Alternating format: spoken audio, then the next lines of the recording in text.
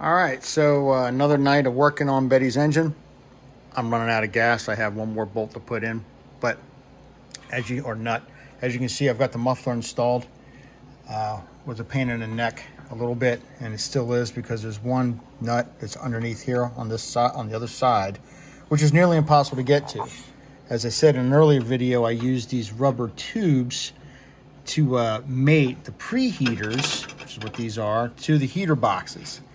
And that's just not, I mean, there's no wiggle room with that. You have to have the tubes on because everything fits so badly, which is the main point of this video. Everything fits badly. So if you're thinking of taking on, and I know there's somebody out there who's thinking of taking on a VW, keep this in mind.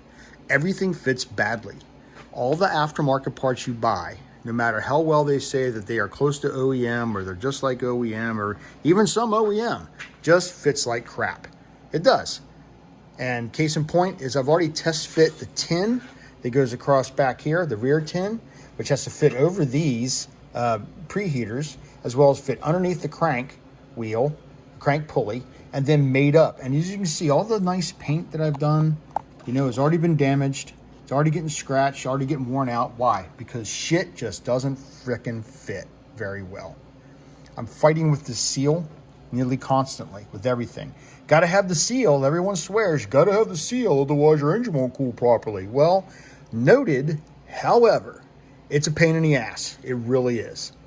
So that's where I'm at. I got the fuel line ran through the firewall tin. Turned out I did not have to take out the firewall tin back down in there. I was able to get to that third bolt easy enough. I just needed to remove the doghouse coolers, exterior shroud stuff there up here, and the piece that goes through the firewall tin. Pulled them out, and then I had the room I needed to get in there. And like a dumbass, I didn't realize that, you know what, that bolt threads into the motor. I don't need a nut. What do you know? So I didn't have to drill anything out on the firewall tin. But nevertheless, there's where we are at after another evening of smacking this crap around. The muffler is in. It didn't go in with too much difficulty. It's just getting to that final nut to torque it down and go from there. So another video coming probably tomorrow. We'll see what our progress is like. I do have to put both heat risers back in and RTV them up, as well as replace the gaskets here where the heat risers mount. But other than that, we're moving along pretty well. I'm not quite sure what I need to do next. It's probably get it back down on the ground and adjust the clutch. But it is definitely rewiring. That will have to happen. Oh yeah, and there's a big gaping hole where there should be a carburetor, so we got to do that. All right, so that's what's coming on next. Probably carburetor and more labor. Remember, nothing fits. Thanks for watching.